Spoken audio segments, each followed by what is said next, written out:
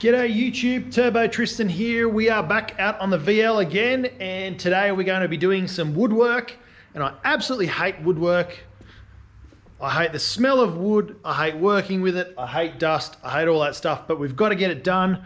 I've gotten myself some of this board. I bought myself a little jigsaw, which I'm probably not going to use ever again after today, but the plan is to remake these interior pieces. So stick around and I'll see how far I get, and hopefully I don't rage quit too much.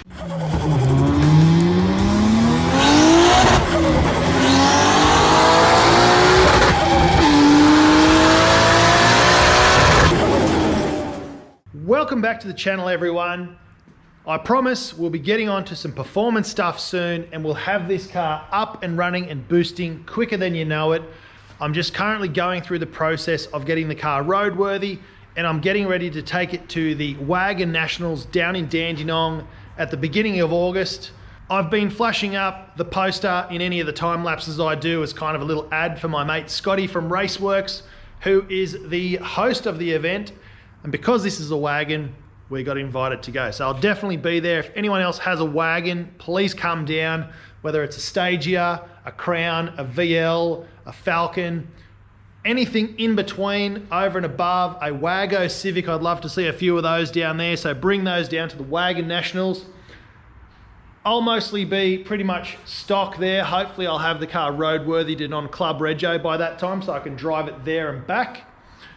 But after that, we'll be getting into the build. I've mentioned it before, we've got all of the parts, I believe, ready to go to turbo it. But today we are doing some dress up things, restoration things. Now, I've laid this one out. I think I'm gonna get 2 pieces per sheet, which is great. I bought 2 sheets, so I'm only gonna really use 1.5 of those sheets. But what we need to do is get this guy, which normally lives along there and has, well, it fits in, trust me, that's where it came from. But it's been broken because there was speakers there, and people that have pulled the cover off to replace the tail light globes or to change speakers or whatever they've done haven't bothered to take the whole thing off. They've just pulled out a couple and bent them back, snapped them, destroyed all that, screwed other speakers in over the top, just made a dog's breakfast, is what we call that, of those pieces. And you can't get them anymore. They don't make half as many parts for wagons as they do for sedans, so I've got to have to custom make them. Now, I mentioned in the intro, I really hate woodwork. I hate the dust, the smell, all of that sort of stuff. Once you cut it, it's not like you can weld it and put the wood back. So if you make a mistake, it's for good. You've got to start over again. So what I'm going to do soon is lay these guys out, trace them out with a texter, and then I've got to go ahead with this one. And obviously I can't lay it out because it's curved. I'm going to keep this piece and do a 2-piece set. I'll find a nice square line and I'll just cut that straight across there. So I've got to find a straight edge and I can reuse this piece. Now with these, the trick and the finishing piece will be this curved piece here. Now I'm not going to do a curved piece, but it actually sits up a bit higher. So if I can figure it out so that I can go from this height, but all the way straight across there, and that'll allow me to showcase the nice new paint, or the original 40-year-old paint that's there, with just a nice crisp line just below that curve, which will make life easy for trimming, fitting, cutting, shaping. Who knows, we might even manufacture a whole bunch of these for the other people that can't find parts for their wagons. See how this turns out. I'm not confident because I don't do hardly any work with wood, but I'll stick this on a time lapse and I'll get to tracing, go back and use all the skills I learnt in kindergarten and get this traced out. And then the scary part is I'll have to cut it with the jigsaw that I bought just for this, that I've never used before. So that's going to be fun. We're going to do a time lapse. We're going to get started on this, and hopefully I don't stuff it up too much.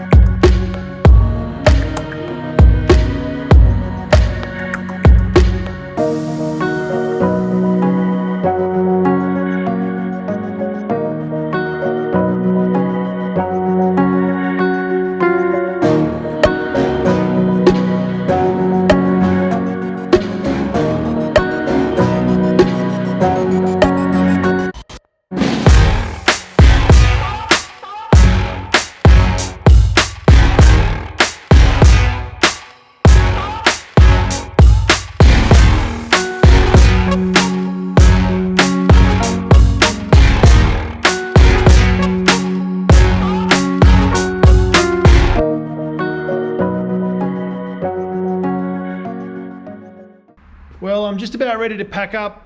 As you've just seen on the time lapse, I have gotten a little bit done. Let's pop this open. I've just had to shut it because I blew all the dust out. But what I've got here is I've put one of the little quarter pieces on that I've trimmed, and I've put some M6 riv nuts in the back there, and I've just used some washers and some cap head bolts. What I'll do is I'll go to a hardware store or a fasteners store and I'll buy all matching bolts and washers so that everything's uniform and all good to go. But I've gone and drilled out the holes here that all line up with holes that are behind. I've used up a lot of the M6 riv nuts, so I've got to buy some more. And I've got to go and find from, I don't know where, Spotlight or a trimmer place, some vinyl that either looks like that or some cloth that is the same sort of material as the seats, so I can glue some foam down, wrap the material over, and then either staple it or glue it down so that they're all uniform. Do the same thing to those so that matches. I'll probably end up rounding off this bit here so it looks a bit more streamlined. And then I've already gone ahead and cut the piece for the top, or the back door. It's the top for me because I'm looking up. That's over here and I've marked it all out. But I may end up just wrapping this and putting the treatment on there, which is the material or the vinyl, whatever I can find. Foam, glue, get it happening. Some of this sort of foam stuff that's on the back of that, but I'll put it on the front of this. So there's a bit of padding, like when you push down on it. But anyway, I'm going to pack up, guys, and I'll jump back into this video later on in the week once I've got some more materials and I'm ready to move on to the next stage, which is the upholstering or trimming, whatever you want to call it. Great news is the VL's getting buffed on Thursday. John just hit me up and said he's brought it forward a day early, so we're going to see this thing all buffed with all of the trim pieces on and then the badges. Guess what? It's Thursday. The VL has been cut and buffed, and it's looking like $1 million. Mirror finish there on the doors. Now it's underneath the Civic and it's inside because it is dark and cold outside. But what I'm going to do now is waste no time. I'm going to put in, I've got brand new trims for here and I've got brand new badges all the way around. I'm going to start out slowly. I'm going to put the Holden badge on the front, the Holden badge on the back, and it's a bit wankery now because it's not turbo, but I'm going to put the turbo badge on. I'm still waiting on a club to join, someone to get back to me so I can join a club to get Club Rego. But then it's going to be roadworthy, Rego, rims and tyres, cruise it for a bit, head out to the Wagon Nationals, and then hopefully by that time the engine will be finally back from the machine shop and I can start to build the turbo donk for this bad boy. But I've got a whole bunch of parts down there still from Rare Spares to go on. So I'm going to stick those on now and I'll come back to you once it's done. Just a dude sticking on badges and stickers. I'm not going to film it. I'll show you once it's finished.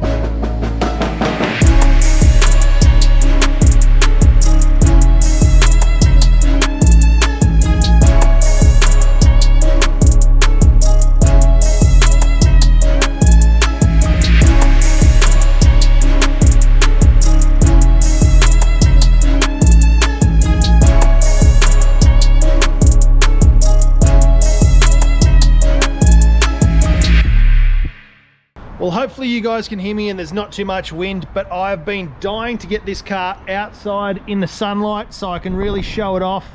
It's a pretty overcast day today and there's not much light, but this is the best we've got. How good do those BCI chasers look on there, or interceptors? And if you're an overseas viewer, you might think, wow, what an idiot. He put steel wheels on his car. He already had a set of those. Why did he spend money and put bigger ones on there?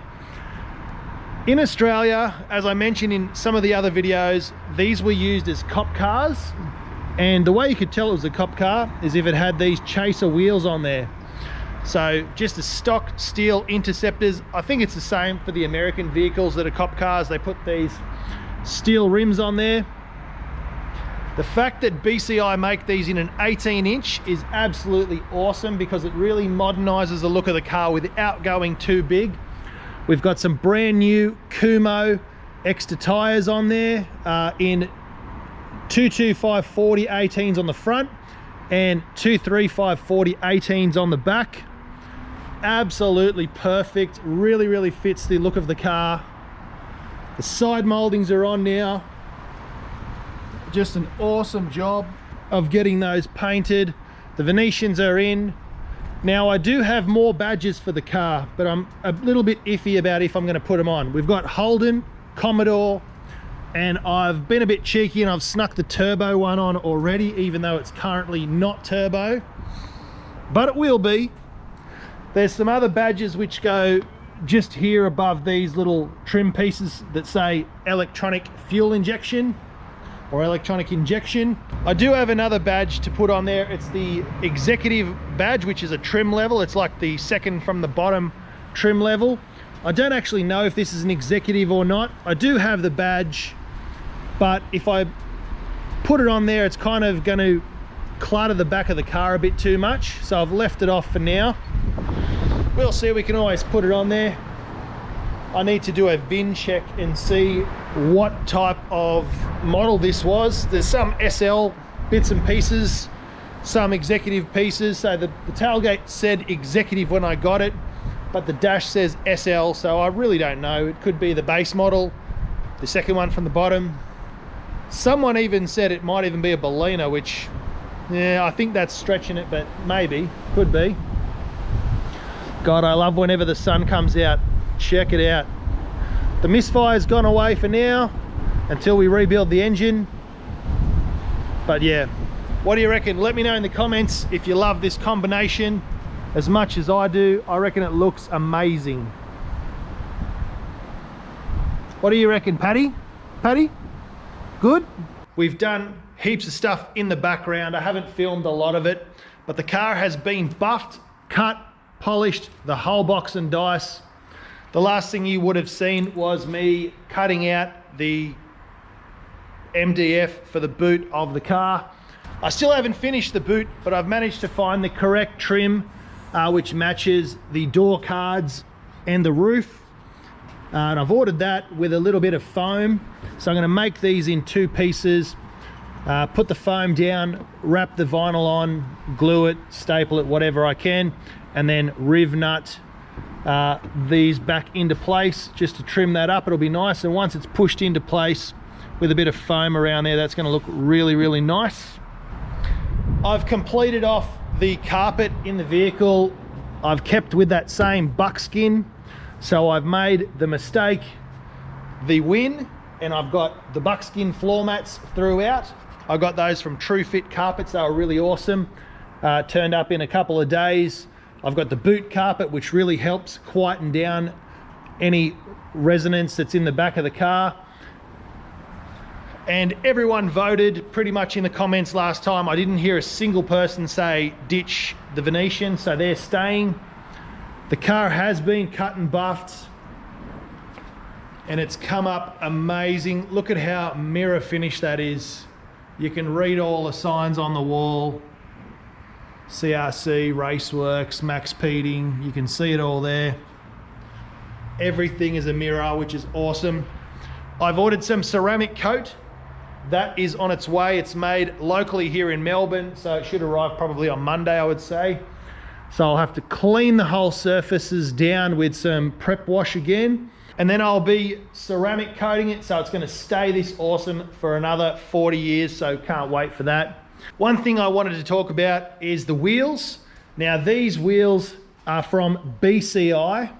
If anyone's looking for a set of rims and they want to go for that sleeper / chaser look, I definitely recommend them. They fit up perfect. Now I paid 850 bucks for these delivered. I'm local to them, they're just on the other side of town, so they shipped them across for me. And then I got some tires. I got some Kumo Extras, 225s on the front, 235s on the back. Perfect amount of sidewall. There's no stretch. Everything is mint on there, so that is excellent. I also went to Rare Spares, got me some little squirters and hooked those up. We've put in all the pieces here. I've sanded back and repainted in satin black the windscreen wipers, brand new blades all the way around. And in the last video when I lowered the car, I mentioned that these were flogged and I needed to get some new ones because they were all different sizes and thicknesses. This one looks pretty new, but all the other ones were chewed up, you can see that.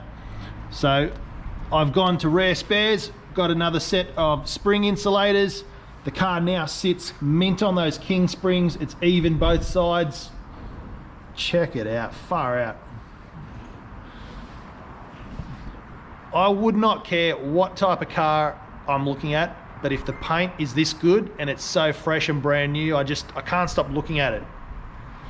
Sorry, I know I'm going to say this a lot, but this car is just mint now. And I'm so happy that I spent the time and care to take all the window tint off all of the glass, get rid of that 80s purple tint.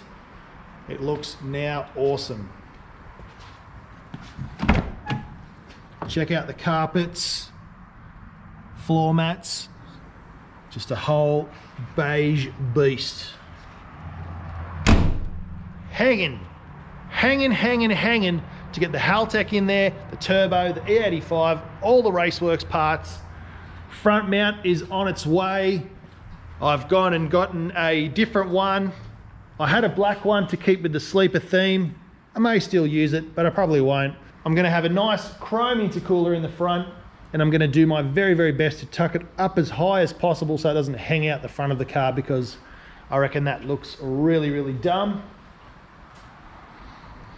But that's it for this video. Thanks so much for watching. We are getting to the end of the restoration.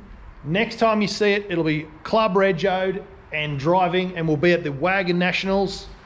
After that, fingers crossed, if the bloody machine shop pulls their finger out and just bores, hones, decks the head top and bottom and just refurbishes the head, we'll be cooking with gas, and I'll be able to build a hectic turbo motor for this and we'll chuck it in.